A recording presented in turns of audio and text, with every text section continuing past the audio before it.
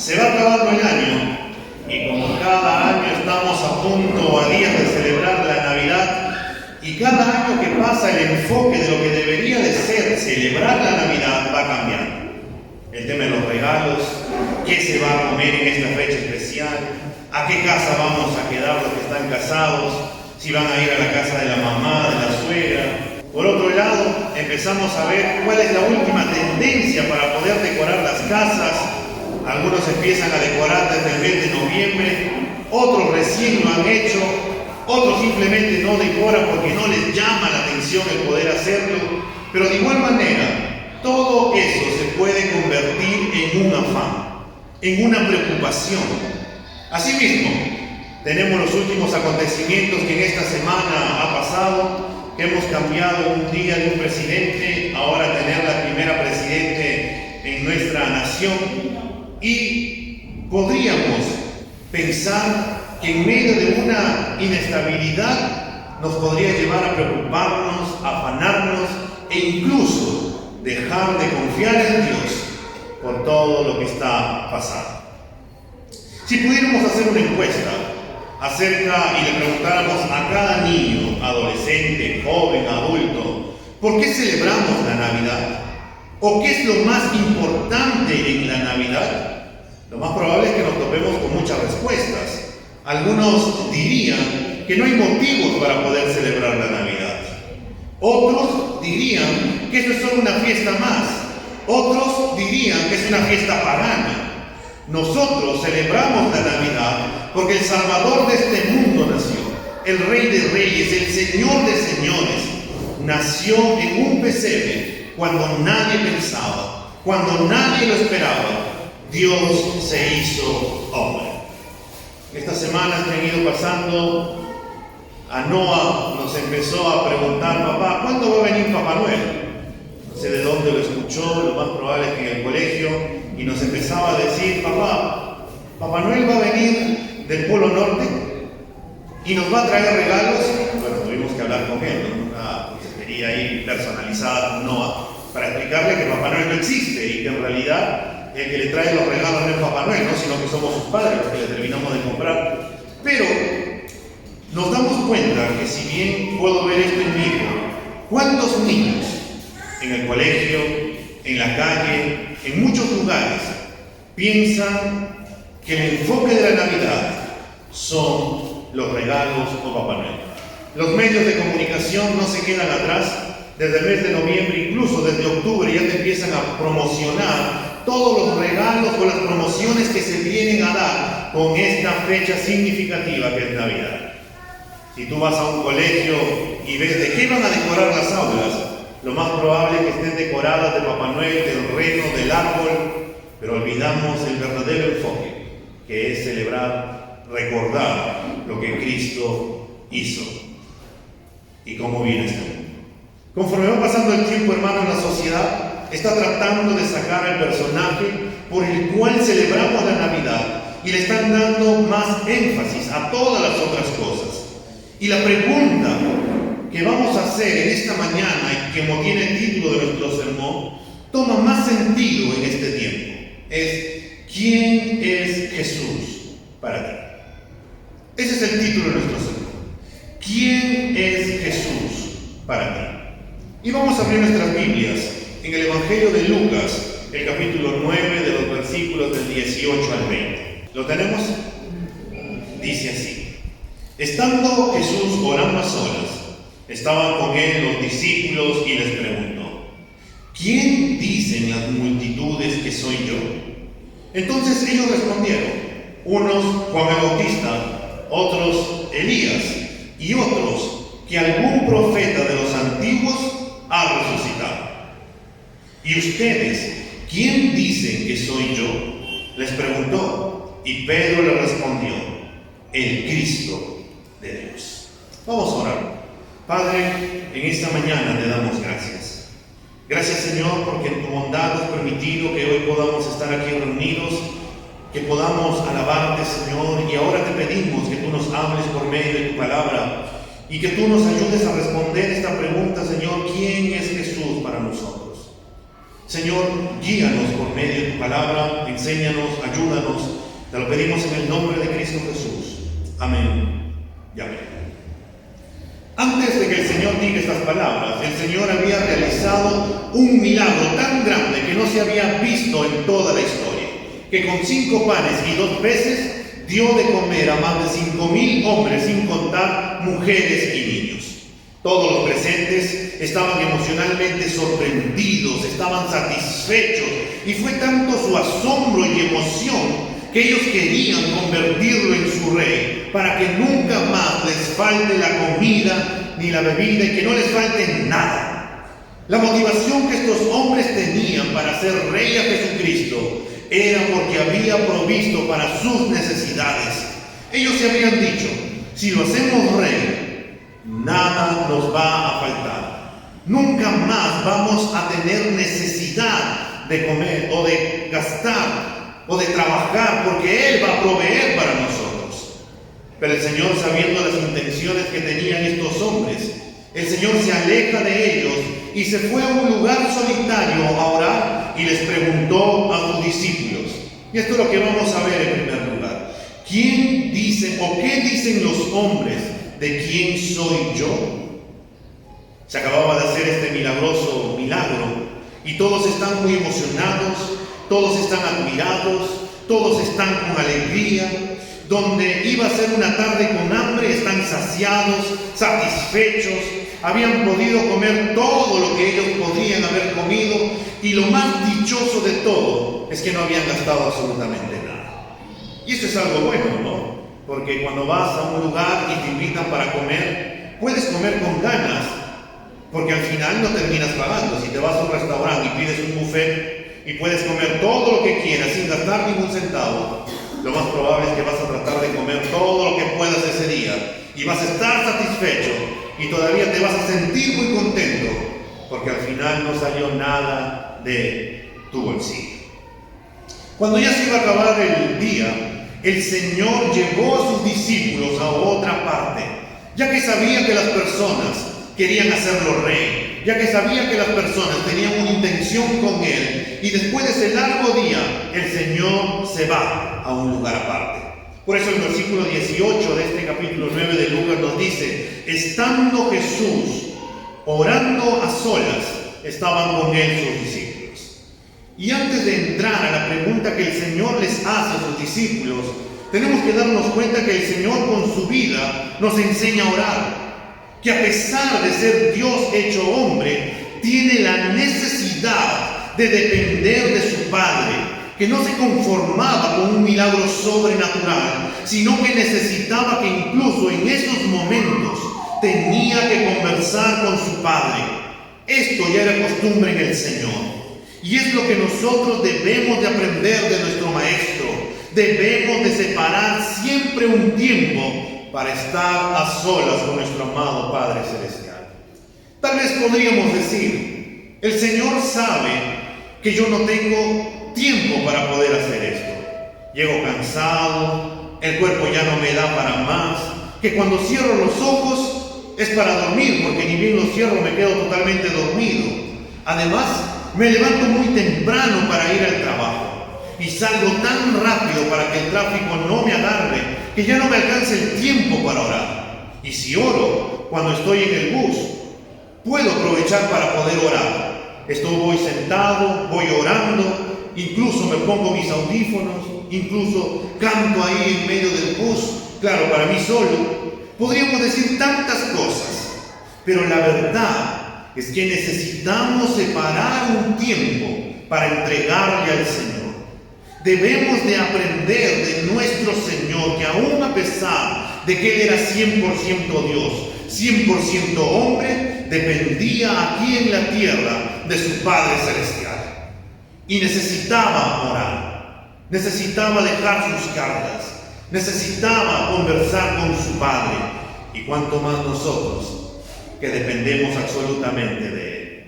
El Señor seguía manteniendo la oración, que por más cosas que tenía que hacer durante todo ese día, o los lugares que tenía que viajar, siempre se daba el tiempo y el espacio para orar. Hermano, Satanás, que es muy astuto, usará los medios que Él cree necesario para que dejemos de orar. Por ahí pondremos mil excusas. Estoy cansado, no puedo orar. Pero si tuviera que pasar el mundial a las 10 de la noche cuando estás totalmente cansado, lo más probable es que, aún a pesar de que te puedes quedar dormido, separas un tiempo para poder ver. Y si Perú tuviera que jugar a las 5 de la mañana, y donde tú seguramente tal vez estás durmiendo, te levantarías a esa hora solamente para ver ese partido. Y si te dijeran que aquí, en la esquina, van a regalar un montón de cosas valiosas a tal hora, lo más probable es que correríamos para poder hacerlo y no tendríamos excusa de poder decir, tengo sueño, estoy cansado, no tengo tiempo. En realidad tenemos tiempo. El problema es que no sabemos administrar el tiempo que el Señor nos da y por eso colocamos 1001 excusas. Hermano, cuando dejamos de orar, nuestra carne poco a poco empezará a salir. Y luego nos empezaremos a dar cuenta que hemos empezado a dejar de tener comunión con el Señor y nos parecerá aburrido las cosas del Señor. Venir a los estudios bíblicos, venir al culto de oración, venir a los cultos. Y todo eso empezó porque descuidamos nuestro tiempo vital de pasar tiempos a solas con el Señor. El Señor, hermanos, les mandó a sus discípulos y nos manda a nosotros: velen y oren para que no entren en tentación. El espíritu está dispuesto, pero la carne es débil. Debemos de depender cada día más y más de Dios y orar como lo hizo nuestro Señor. Después de haber terminado de orar, el Señor se acerca a sus discípulos y les pregunta: ¿qué o quién dicen las multitudes que soy yo? Es como si les dijera: hoy día y en estos días ustedes han estado repartiendo la comida, han estado en medio de ellos cuando les estaba enseñando, cuando yo les estaba sanando. ¿Qué han escuchado de parte de ellos respecto a mi persona? ¿O cuál es la idea que tienen las personas que soy yo? Y el versículo 19 de este capítulo 9 de Lucas nos dice que ellos le responden al Señor y le dicen: unos Juan el Bautista, otros Elías y otros que algún profeta de los antiguos ha resucitado. La mayoría de los judíos creía que el Mesías vendría como el libertador, que establecería el trono en su tierra, ahí en la tierra de Israel, que el pueblo de Israel sería el centro de todo y que Dios levantaría al Mesías que se siente en el trono del rey David y que reine como este rey reinó. Ellos tenían este conocimiento, pero algo que nos debe de llamar la atención es que ellos no tenían conocimiento respecto a Jesús. Respecto a Él, no tenían las cosas claras. Las personas tenían varios pensamientos que rondaban por sus cabezas, que no les daba la claridad de tener una idea concreta. Además, que todavía no se les había revelado que Jesucristo es el Cristo. Estaban tan asombrados con el milagro que había hecho, que estaban con muchas ideas. Algunos decían que era Juan el Bautista que había resucitado. Otros decían que era Elías que había vuelto después de tanto tiempo y por eso hacía esos milagros. En sí, estas personas veían a Jesús como un hombre distinto, porque lo consideraban como Juan el Bautista y Elías, pero al fin y al cabo, un hombre y no el Mesías prometido. Los fariseos y toda la élite religiosa de aquella época decían que Jesús era Belcebú y que por ello echaba fuera demonios. Le dijeron que era un glotón y bebedor de vino, que quebrantaba el día de reposo, que tenía un espíritu inmundo, que prohibió dar tributo a César, que era pecador, que era malhechor. Y si podríamos seguir continuando de todo lo que estos fariseos y toda la cúpula religiosa empezaban a hablar mal de Jesús. Este era el pensar de estos líderes. Y este pensar tenía un fuerte impacto en las personas ya que no podían cuestionar la palabra de ninguno de estos líderes, porque si cuestionaban su palabra, serían excomulgados del templo, y por ello muchos de ellos no decían nada, no decían lo que creían de Jesucristo, por no querer ser excomulgados o por el temor que ellos tenían. Y a pesar de lo que estos decían, otras personas decían que era algún profeta de los antiguos que había resucitado de entre los muertos. Hoy, hermano, al igual que en aquel entonces, nos encontramos con muchos pensamientos respecto a Jesucristo. Algunos dicen que fue un gran maestro, otros dicen que tiene bonitas enseñanzas, pero que no es posible cumplirlas. Algunos dicen que no existió, aunque hay pruebas fidedignas que van a aseverar que Él existió. Otros dicen que Jesús es el Hijo de Dios, pero que no es Dios. Otros dicen que Él es el divino, que solo cuando necesito un milagro lo busco. Y como muchas personas en el mes de octubre hacen pactos y empiezan a decir muchas cosas para que al final les pueda conceder su milagro. El mundo trata de sacar a Jesús de la historia. Trata de sacar a Jesús de la vida de las personas. Porque piensan que Él no les permite a las personas surgir. Y tratan de mostrarlo de tantas maneras que no son como dicen las Escrituras, como dice la palabra de Dios. Quieren, tratan, buscan la forma de sacar a Jesucristo de los colegios, como ha ocurrido ya en los Estados Unidos. Han prohibido la Biblia para que no se pueda leer y que no hablen de Jesús. En cuanto a nuestro país, en muchos colegios particulares ya no enseñan el curso de religión, porque dicen que simplemente es un curso auxiliar, y si quieres llevarlo en un curso del Estado, por ahí todavía te enseñan, pero poco a poco quieren apartarlo.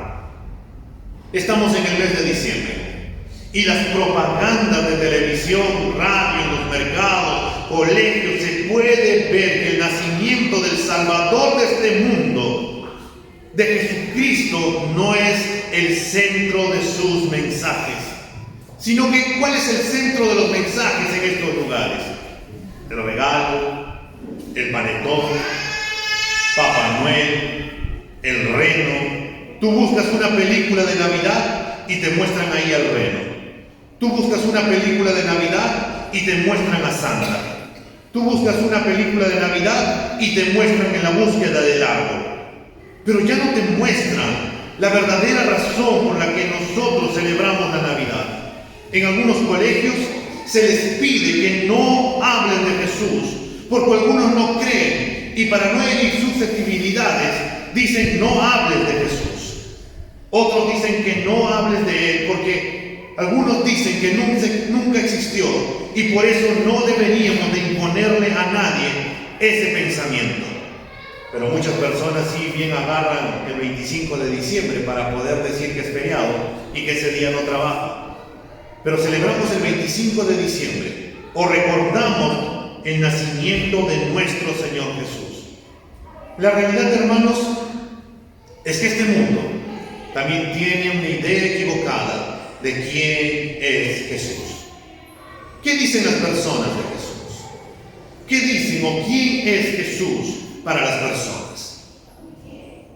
Las personas con sus respuestas nos darían a entender que no lo conocen, que no saben quién es Él, que no saben acerca de Jesús, que lo único que saben acerca de Jesús es por lo que han escuchado, mas no lo han experimentado. Y ahora viene la segunda pregunta que el Señor les va a hacer a sus discípulos, después de haberles preguntado qué dicen las multitudes de quién soy yo. Ahora les va a preguntar y les va a decir: ustedes, ¿quién dicen que soy yo? Esa fue la pregunta que ahora el Señor les hace a sus discípulos. Después de haberles preguntado qué piensan las personas, ahora les va a decir qué piensan ustedes acerca de mí. Por eso el versículo 20 les dice: ¿y ustedes quién dicen que soy yo?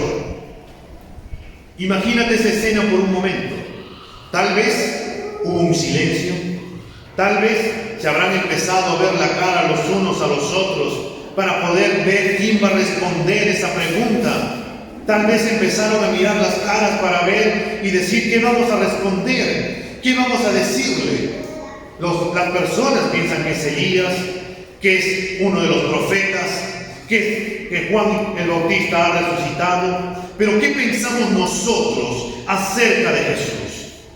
Y como siempre, con la osadía que caracteriza a Pedro, le responde y le dice: Señor, tú eres el Cristo de Dios.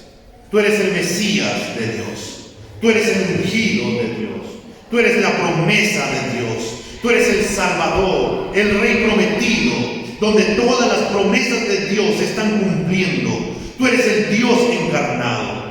Y si nos vamos un ratito a Mateo capítulo 16, el versículo 16, que es el texto paralelo que tenemos a Lucas 9. Mateo 16, 16 dice: Simón Pedro respondió: Tú eres el Cristo, el Hijo del Dios viviente. La respuesta que dio Pedro no fue una simple respuesta, sino que fue una revelación de Dios en su vida, que Jesucristo es el Mesías, que Jesucristo es el Hijo de Dios, que Jesucristo es el Salvador del mundo. Nadie puede decir que Jesucristo es el Señor porque hoy se le ocurrió, porque hoy se me vino a la mente y dije, sí, hoy es el Señor, o porque vi en el periódico y sí, Jesucristo es el Señor, sino que es porque es revelación de Dios, es una obra de Dios, es una muestra de la gracia de Dios, es el Espíritu Santo abriendo los ojos para poder ver la gloria de Cristo. Es por eso que el Señor Jesús en el versículo 17 de Mateo 16 le dice: Entonces Jesús le dijo a Pedro: Bienaventurado eres Simón, hijo de Jonás, porque esto no te lo reveló carne ni sangre, sino mi Padre que está en los cielos. Le dice que Pedro es dichoso, feliz, bienaventurado. Lo que Pedro acaba de decirle, nadie se lo ha revelado, ya que ningún hombre le dijo que era el Cristo, porque nadie creía que era el enviado de Dios, que era el Dios encarnado para salvar al mundo de sus pecados y traer paz a los hombres. Todas las demás personas pensaban y decían que era uno de los profetas, pero solamente Dios fue quien le reveló la persona de Jesucristo. Se le concedió el privilegio de que pueda ver en Jesús al Cristo, al enviado por Dios, Dios mismo en la tierra. Al igual que a los discípulos, hermanos, y a las personas, surge la pregunta que debemos de preguntarnos nosotros: ¿quién es Jesús para nosotros? O preguntarnos individualmente: ¿quién es Jesús para ti? ¿Podría ser solo nuestro proveedor? ¿Podría ser solo aquel que me hace bien? ¿Podría ser nuestro socorro? ¿Podría ser mi sanador? ¿Podría ser mi ayudador? Aquella persona a la que acudo cuando estoy en problemas. Es aquella persona que me enseña a vivir. Es aquella persona que murió por mí. Sí, todo esto es Jesús. Pero por encima de todo esto, Él es Dios. Él es el Hijo de Dios. Él es nuestro Señor. Él es nuestro Salvador. Él es nuestro Rey. Él es nuestro todo. Muy aparte de todos los privilegios que podemos de tener, Él es Dios. Es un privilegio, hermano. Es una gracia suya que podamos ahora reconocer que Jesús es el Hijo del Dios viviente, de que Jesucristo es nuestro Salvador, que podamos decir que Dios es nuestro Padre por medio del sacrificio perfecto que hizo Jesús en la cruz. Y esto es el inicio, hermano. Los discípulos al inicio no entendían lo que Jesús les estaba diciendo. Por eso cuando volvemos al capítulo 9 de Lucas, en el versículo 21 y 22, después que Jesús les ha dicho, o Pedro ha dicho que Jesús es el Cristo, el Señor les dice: pero Jesús, advirtiéndole severamente, les mandó que no dijeran esto a nadie, es decir, que no dijeran que Jesucristo es el Cristo. Y les dijo: el Hijo del Hombre debe padecer mucho y ser rechazado por los ancianos, los principales sacerdotes y los escribas, y ser muerto y resucitar al tercer día. Este mensaje que Jesús les dice a los discípulos fue algo que rompió los esquemas. Y este mensaje sigue rompiendo esquemas aún en estos días. Celebramos Navidad y recordamos que un niño nació para morir. Cuando uno se pone a pensar que un niño ha nacido para morir, uno puede decir: sí, claro, va a nacer, va a crecer, va a ser adulto, y en su momento, cuando llegue a ser anciano, llegará a morir. Pero no, Jesús, cuando nació, Él nació y fue llamado para morir. Y fue llamado para morir por todos, para llevar nuestros pecados en aquella cruz y ser obediente al Padre hasta la muerte y muerte de cruz. El Señor vino para traer el mensaje de salvación. Celebramos Navidad como las buenas noticias de que Dios proveyó solución al problema que era el pecado, que era el alejamiento del hombre de Dios, que no había forma de que el hombre se pueda acercar a Dios. Y es por eso que Jesucristo, Dios mismo, tuvo que venir, tomar forma de hombre, caminar en medio de nosotros y cargar con todos nuestros pecados y ser ese sacrificio perfecto que con un olor agradable delante del Padre, para que todo aquel que se arrepiente y viene a Cristo pueda encontrar salvación y redención en Cristo Jesús. El conocimiento de poder saber que Jesucristo es el Señor y Salvador no solo consiste en saber que Él murió por mí, sino en un conocimiento personal, experimental, racional. Y este conocimiento solo nos puede dar el Espíritu Santo, como lo hizo Pedro. A pesar de que les dijo lo que iba a ocurrir, de que el Hijo del Hombre iba a padecer por los ancianos, que los principales sacerdotes iban a ir en contra de Jesús junto a los escribas, y que iba a padecer y ser muerto y resucitar al tercer día, los discípulos no le creyeron. Y simplemente Pedro, en este acto nuevamente que le caracteriza, le dijo: Señor, que esto no te conceda. Tú eres el Cristo, sí, tú eres el Mesías, pero tú debes de reinar en este tiempo para poder sacar a Roma de esta opresión que nos tiene. Y el Señor le dijo en unas palabras que todavía deben de doler: apártate de mí, Satanás, porque no pones tu mirada en las cosas de Dios, sino en las cosas de los hombres. Jesucristo cumplió con su palabra, y nosotros creemos que Jesús vino a este mundo conforme a las Escrituras. Nosotros creemos que Jesús murió conforme a las Escrituras, y creemos que Jesús resucitó conforme a las Escrituras, y creemos que un día volverá otra vez conforme a las Escrituras, y esta vez para juzgar a los vivos y a los muertos, y para estar con Cristo por toda la eternidad. Y a todos los que creemos que Jesucristo es el Hijo de Dios, a todos los que confesamos que Jesucristo es nuestro Salvador, a todos los que creemos que es Dios encarnado, que es el Rey de Reyes, el Señor nos dice en tercer lugar: sígueme. El versículo 23 de Lucas capítulo 9 nos dice: y a todos les decía: si alguno o alguien quiere seguirme, niéguese a sí mismo, tome su cruz cada día y sígueme. Si alguien quiere seguirme, si alguno está pensando en poder ser mi discípulo, si alguno está pensando en seguir mis pisadas, entonces el Señor le dice: piensa bien lo que vas a hacer. Piensa bien si me vas a seguir por los beneficios que tienes, por la comida, por la sanación, por el milagro que te he dado, por la reconciliación de tu matrimonio, por el trabajo que habías perdido y ahora tienes trabajo, por las bendiciones que todos los días te doy, por la familia que tienes. Piensa bien por qué me vas a seguir para ser mi discípulo.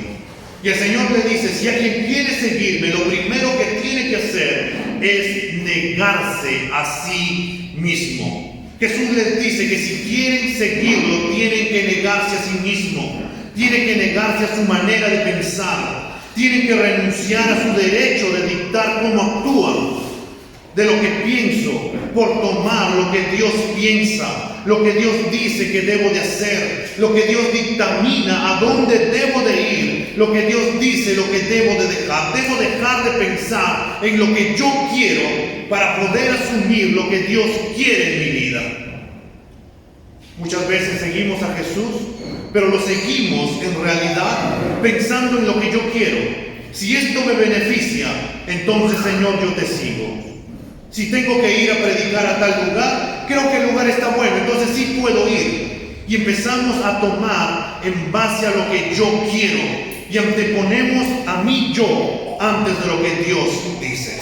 Es por eso que Jesús les dice, si alguien quiere seguirme, niéguese a sí mismo.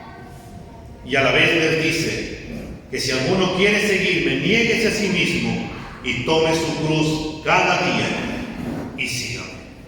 Además, debemos de cargar la cruz cada día, cumpliendo con los deberes del discipulado, cueste lo que cueste. Jesús no dice, tome su cruz una sola vez, sino que el Señor dice, cada día. El discipulado tiene que ser diario. Es lo que significa perseverar, es decir, sufrir con gozo cada día la oposición. Sufrir con gozo cada día los conflictos, cada día la persecución, que son el resultado de nuestra fidelidad a Cristo y su enseñanza. Involucra que todos los días le sigo, no porque si me va bien, no porque si todo me va bien, porque si voy bien en el trabajo, porque tengo recursos, porque tengo salud, porque tengo un plato de comida, porque mi familia está unida. No lo sigo solamente por eso, sino que sigo a Jesús cuando todas las cosas están mal, cuando pierdo el trabajo, cuando mi familia se enferma, cuando por ahí escucho noticias desagradables, cuando todo parecería que está yendo en lo contrario. Es ahí cuando tengo que tomar mi cruz y seguirlo, porque voy a creer que Dios es quien está conmigo, que Él dijo que estaría conmigo todos los días, y por eso le creo y por eso puedo seguir a Jesús. Porque al seguir, al tomar la decisión de seguir a Jesús, querido hermano, nos comprometemos a serle fieles y servirle, no obstante los problemas o dificultades que nos vengan por encima. Nosotros decidimos servirle, comprometernos, cueste lo que cueste. Cristo tiene que ser primero en nuestra vida. Es necesario buscar primeramente el reino de Dios y su justicia. Cuando lo busquemos realmente de todo corazón, el Señor dice que todas las cosas vendrán por añadidura. El cristiano no lleva su cruz cada día por la pura fuerza de su voluntad propia. Porque si fuera así, hermano, hace buen rato estaríamos perdidos. Porque no podríamos, porque nos cansamos, nos deprimimos, nos desilusionamos, nos molestamos, viene el desánimo y tantas cosas más. Pero es por la gracia de Dios, que Cristo, que nos fortalece, que nos da la fuerza necesaria para poder llevar nuestra cruz todos los días. El Señor lo hace por medio de su enseñanza. Y es por eso, por el estudio bíblico, por medio del estudio de las Escrituras, por medio de la oración, por medio de la comunión de la iglesia, por el ayuno, la oración y toda actividad espiritual que pueda conllevar, es que yo puedo crecer, que puedo fortalecerme en el Señor para poder llevar mi cruz todos los días. Por eso la pregunta sigue vigente: ¿quién es Jesús para nosotros? ¿Qué significa que Jesús sea nuestro Salvador? A veces solamente llegamos a un mero conocimiento de pensar que sí es mi Salvador y puedo hacer con mi vida lo que quiero.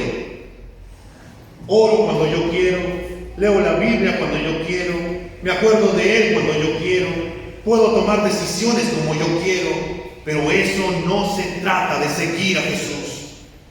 Por eso el Señor les dice a sus discípulos: ¿ustedes quieren seguirme? Tú que has afirmado que yo soy el Cristo, el Hijo de Dios. Entonces, si ustedes quieren seguirme, niéguense a sí mismos, tomen su cruz cada día y síganme. En otras palabras, ámenme por encima de todas las cosas. Y el Señor va a añadir más cosas en el versículo 24 al 27 para poder dar más énfasis a lo que viene diciendo. Si me acompañas leyendo en Lucas capítulo 9, versículo 24 al 27. Lucas capítulo 9, el versículo 24 y 27 dice así: porque el que quiera salvar su vida, la perderá. Pero el que pierda su vida por causa de mí, ese la salvará. Pues, ¿de qué le sirve a un hombre haber ganado el mundo entero si él mismo se destruye o se pierde? Porque el que se avergüence de mí y de mis palabras, de éste se avergonzará el Hijo del Hombre cuando venga en su gloria, y la del Padre y la de los santos ángeles. Pero en verdad les digo que hay algunos de los que están aquí que no probarán la muerte hasta que vean el reino de Dios. En otras palabras, hermanos, porque si amamos más a nuestra vida, si colocamos a nuestra vida por encima de Cristo, si colocamos las cosas que nosotros más amamos por encima de Cristo, ten por seguro que algún día no nos llevaremos absolutamente nada. La casa que tenemos, esa se quedará. El auto que tenemos, eso se quedará. La ropa que tenemos, eso se quedará. El televisor y todo lo que puedas tener, eso se quedará. Pero lo que podamos obtener en Cristo, eso es eterno. Por eso el Señor dice: si tú amas más tu vida, ten en mente que la perderás. Pero si mueres cada día siguiéndome, si vives cada día por causa de mí, entonces la salvarás. Pues ¿de qué te sirve haber ganado todo este mundo entero? ¿De qué te sirve conquistar todos los reinos? ¿De qué te sirve tener estatus? ¿De qué te sirve tener todo el dinero del mundo? ¿De qué te sirve tener toda la salud del mundo? ¿De qué te sirve todo lo que puedas obtener si al final terminas destruyendo tu vida y terminas perdiéndola porque estás alejado de Cristo? ¿De qué te sirve decir que somos cristianos si al final, cuando estamos en la calle, vivimos como alguien que no es cristiano, avergonzándonos de Cristo y de sus palabras? El Señor dice que si nosotros nos avergonzamos de Él, entonces también Él se avergonzará de nosotros. Y no solamente Él dirá: me avergüenzo, no nos conocerá, sino que también lo hará delante de los ángeles y delante de su Padre. Hermano, ¿quién es Jesús para ti? ¿Quién es Jesús para nosotros? Si Jesús no es tu Salvador, si Jesús no es tu Señor, si Jesucristo no es tu todo, entonces, hermano, estás en grave peligro. El peligro de estar alejado de Cristo por toda una eternidad. Pero si tú dices: soy cristiano, yo he hecho mi oración de fe, me he bautizado, creo que sigo a Cristo, pero lo haces a tu manera, entonces no eres cristiano. Porque cuando leemos las Escrituras y cuando leemos lo que dice seguir a Cristo, es negarnos a nosotros mismos, tomar mi cruz todos los días y seguirlo. ¿Qué estarías dispuesto de dejar por seguir a Cristo? ¿Qué es lo que amas más que estarías dispuesto a seguir a Cristo? Y es como el Señor nos colocara cuando tuvo el encuentro con el hijo o con este joven rico. Que el joven dijo que había hecho todo, había cumplido toda la ley, que había cumplido todos los mandamientos. no hacía daño a las personas. Pero este joven amaba sus riquezas más que a todo, y Jesús le dijo: una sola cosa te falta. Vende lo que amas y ámame y sígueme. Si el Señor tuviera que preguntarte y decirte: deja esto, lo que tú amas más que todo, y luego sígueme, ¿estaríamos dispuestos a seguirlo? ¿Estaríamos dispuestos a dar nuestra vida por causa de Cristo? ¿Quién es Jesús para ti? Y permíteme terminar con estas palabras del doctor Lockray. Dice: la Biblia dice que mi rey es el rey de los judíos. Él es el rey de Israel. Él es el rey de justicia. Él es el rey de los siglos. Él es el rey de los cielos. Él es el rey de gloria. Él es el rey de reyes y el Señor de señores.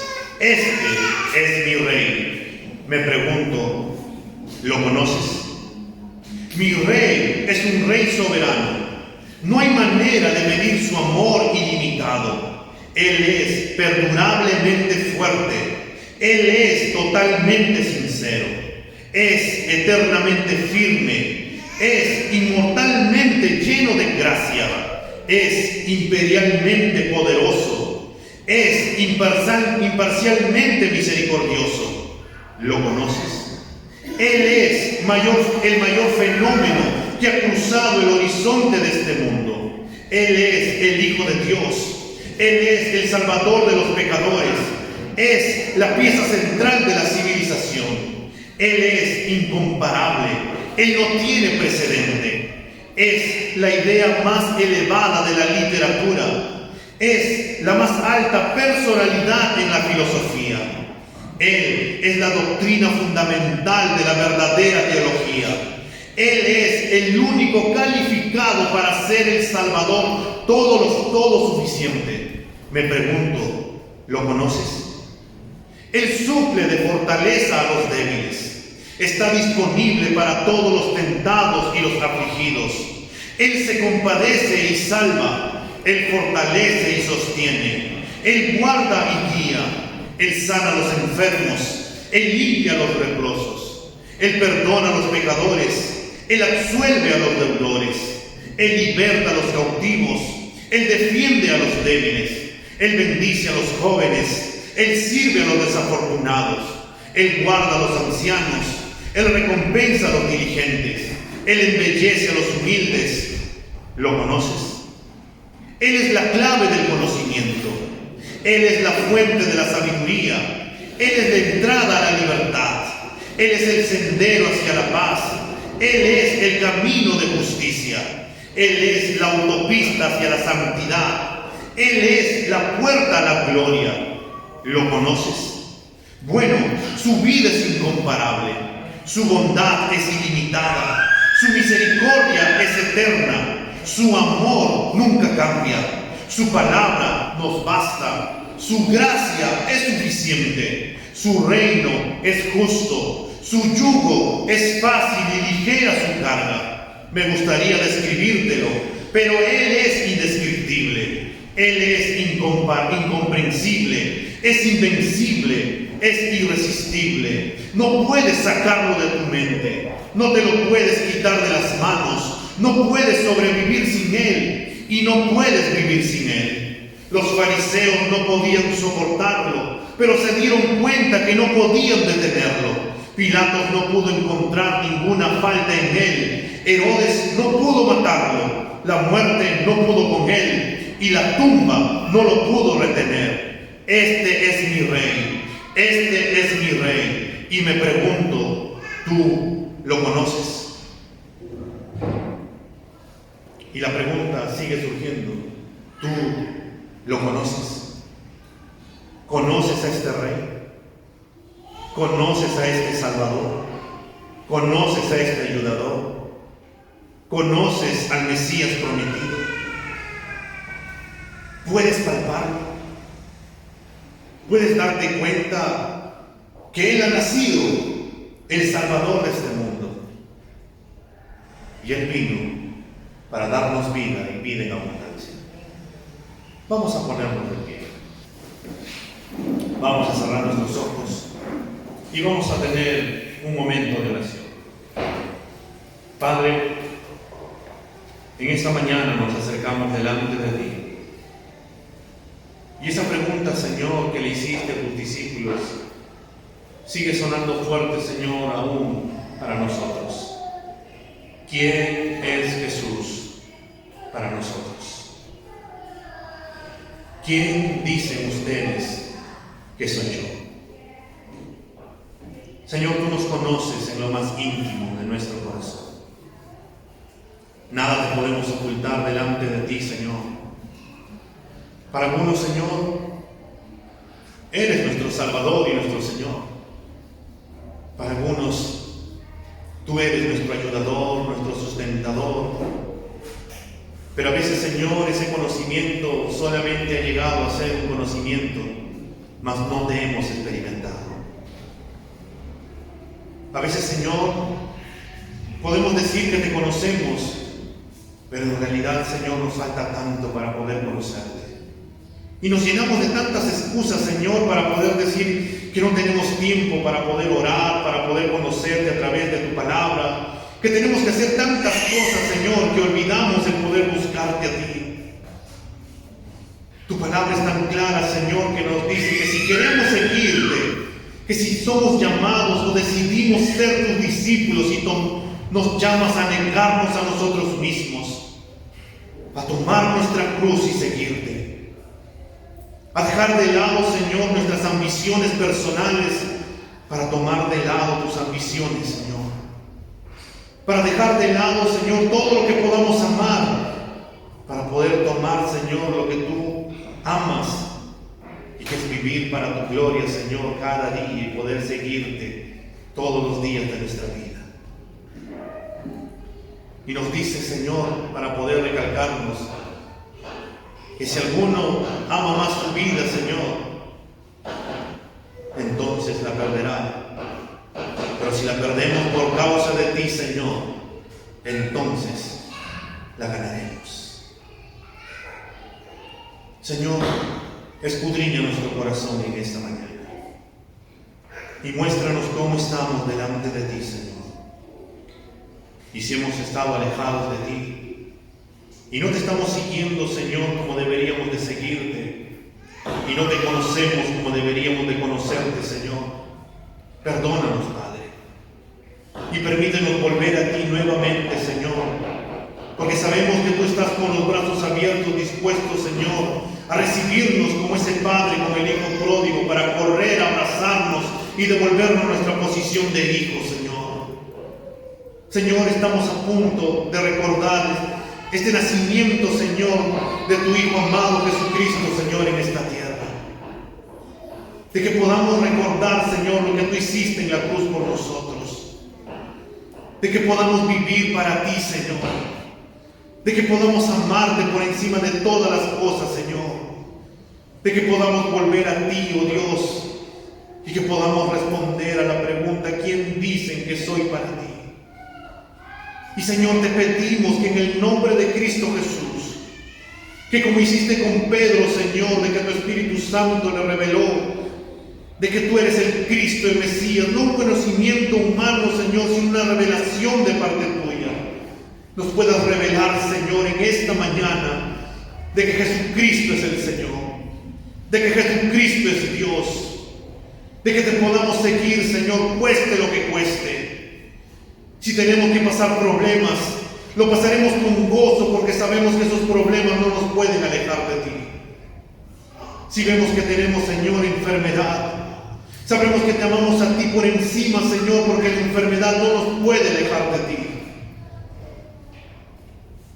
Si perdemos, Señor, el trabajo, confiamos en que tú proveerás, Señor, conforme a tus riquezas en gloria para nuestras necesidades. Pero ayúdanos, Señor, a creerte y a confiar de que tú eres nuestro Salvador, de que tú eres nuestro Señor, de que volvamos a volver a ti, Señor. Padre, sigue escudriñando nuestro corazón y que podamos responder con toda sinceridad: ¿quién es Jesús para nosotros? Y que podamos afirmar, Señor, como este doctor Lai, de que tú eres todo, Señor. Tú eres todo, Señor. Y vale la pena seguirte, vale la pena amarte, vale la pena desgastarse por tu causa, Señor. Así el mundo, Señor, no te quiera seguir, nosotros seguiremos hacia adelante, Señor, porque hemos decidido seguirte, sabiendo lo que cuesta. Pero es mejor estar contigo, Señor, que estar lejos de ti. En Cristo Jesús, Señor, te damos gracias. Amén.